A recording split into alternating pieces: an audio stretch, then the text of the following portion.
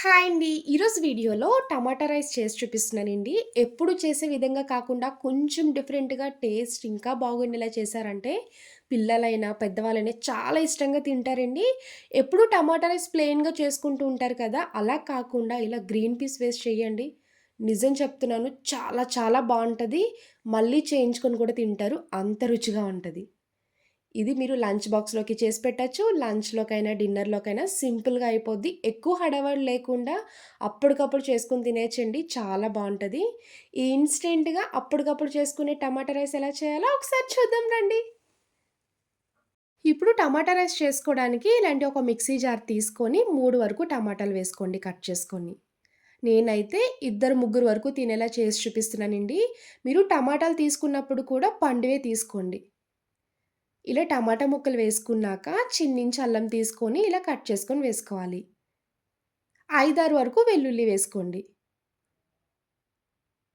ఎండుమిరపకాయలు 4 వరకు వేసుకోవాలి. మీరు స్పైసీ ఎంత తింటారో దాన్ని బట్టి వేసుకోండి. ఈ టమాటా రైస్‌లో నేనైతే కారం వేయట్లేదండి. కారం ప్లేస్‌లో ఎండుమిరపకాయలు వేస్తున్నాను. ఇలా ఇవన్నీ వేసుకున్నాక మూత పెట్టుకొని మెత్తగా పేస్ట్ చేసుకోవాలి. ఇప్పుడు స్టవ్ ఆన్ చేసి ఇలాంటి ఒక ప్రెషర్ కుక్కర్ పెట్టుకొని ఆయిల్ వేసుకోండి. ఆయిల్ హీట్ అయ్యాక బిర్యానీ స్పైసెస్ వేసుకోవాలి. హాఫ్ టీ స్పూన్ సాజీరా వేసుకోండి. జీలకర్ర కాకుండా సాజీరా వేసుకోవడం వల్ల టేస్ట్ బావుంటది. ఇంకొక హాఫ్ టీ స్పూన్ సోంపు వేసుకోవాలి. మిగిలినవన్నీ బిర్యానీ స్పైసెస్ వేసుకోండి. బిర్యానీ ఆకు, చెక్క, లవంగాలు, ఇలాచి ఇవన్నీ కలిపి వేసుకోవాలి. ఇలా బిర్యానీ స్పైసెస్ వేసుకొని ఒక 30 సెకండ్స్ వరకు ఫ్రై చేసుకోవాలి. ఇప్పుడు ఇందులోనే 2 ఉల్లిపాయలు, 3 వరకు పచ్చిమిర్చి ఇలా పొడవుగా తరుగుకొని వేసుకోవాలి. ఉల్లిపాయ, పచ్చిమిర్చి వేసుకున్నాక ఒక 50% కుక్ అయ్యే వరకు ఫ్రై చేసుకోండి. చూడండి ఉల్లిపాయలు ఈ విధంగా ఫ్రై చేసుకోవాలి. ఉల్లిపాయ ముక్కలు ఫ్రై చేసుకున్నాక ఇప్పుడు ముందుగా మిక్సీ చేసుకున్న టమాటా పేస్ట్ వేసుకోండి. మీరు టమాటా పేస్ట్ వేసుకున్నప్పుడు మాత్రం అస్సలు వాటర్ లేకుండా మెత్తగా ఇలా గ్రైండ్ చేసుకోవాలి. ఇలా టమాటా పేస్ట్ వేసుకున్నాక పచ్చివాసన పోయే వరకు ఫ్రై చేసుకోండి. పచ్చివాసన పోయి ఆయిల్ సెపరేట్ అవుతది. అప్పటి వరకు దగ్గరికి ఫ్రై చేసుకోవాలి.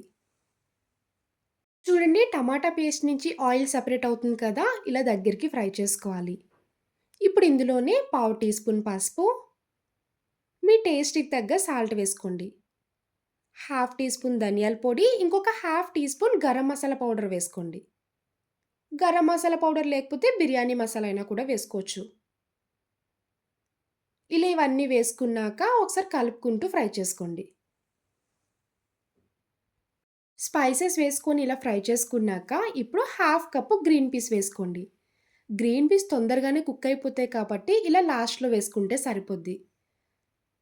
కొంచెం పుదీనా, కొంచెం కొత్తిమీర వేసుకోవాలి. ఎప్పుడు టమాటా రైస్ చేసినా ఒక్కసారైనా ఇలా గ్రీన్ పీస్ వేసి చేయండి. నిజంగా ఫేవరెట్ అయిపోతారు. అంత బావుంటది. గ్రీన్ పీస్ వేసుకొని ఒకసారి కలుపుకున్నాక మూత పెట్టి ఒక 2 నిమిషాలు కుక్ చేసుకోవాలి. ఇలా గ్రీన్ పీస్ కుక్ అయ్యే వరకు ఫ్రై చేసుకుంటే సరిపోద్ది. చూడండి. ఇలా ఫ్రై చేసుకున్నాక ఇప్పుడు ఇందులో వాటర్ వేసుకోండి. నేనైతే పావు కిలో రైస్ వేసుకుంటున్నానండి. ఒక కప్పు వరకు రైస్ ముందుగానే నానబెట్టుకున్నాను. ఒక కప్పు రైస్‌కి బాస్మతి రైస్ కాబట్టి కప్పున్నర వరకు వాటర్ వేసుకోవాలి. అదే మీరు నార్మల్ రైస్ కుక్ చేసుకునేలా ఉంటే 2 కప్స్ వరకు వాటర్ వేసుకోండి. ఇలా వాటర్ వేసుకొని ఒకసారి కలుపుకున్నాక మీడియం ఫ్లేమ్‌లోనే 2 మరుగులొచ్చే వరకు బాయిల్ చేసుకోవాలి. ఈ వాటర్ కొంచెం హీట్ అవ్వాలండి. అప్పుడు రైస్ వేసుకోవాలి. చూడండి ఇలా లైట్‌గా బబుల్స్ వచ్చేలాగా ఈ వాటర్‌ని బాయిల్ చేసుకోవాలి. ఇప్పుడు ముందుగా నానబెట్టుకున్న రైస్ వేసుకోండి. మీరు కావాలనుకుంటే ఇదే టైంలో సాల్ట్ చూసుకొని అడ్జస్ట్ చేసుకోవచ్చు. నాకైతే కరెక్ట్‌గానే సరిపోయిందండి. ఇలా నానపెట్టుకున్న రైస్ మొత్తం వేసేసుకోవాలి. ఇలా రైస్ మొత్తం వేసుకున్నాక పైన 1 టీ స్పూన్ నెయ్యి వేయండి. నెయ్యి వేయడం వల్ల ఫ్లేవర్ చాలా బావుంటది. మీకు రైస్ కూడా పొడి పొడిగా మేకుల్లా పొడవుగా చాలా బా వస్తది.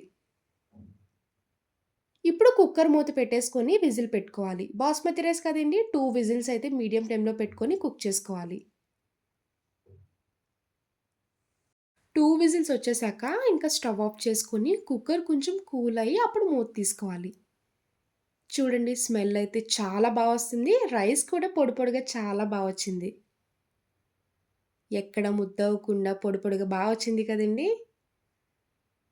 ఇప్పుడు ప్లేట్‌లోకి సర్వ్ చేసుకోండి. ఈ టమాటా రైస్‌లోకి కాంబినేషన్‌గా మీరు బాయిల్డ్ ఎగ్ కూడా పెట్టుకోవచ్చు. లేదు అంటే సింపుల్‌గా రైతాతో తినేయండి సూపరుంటది.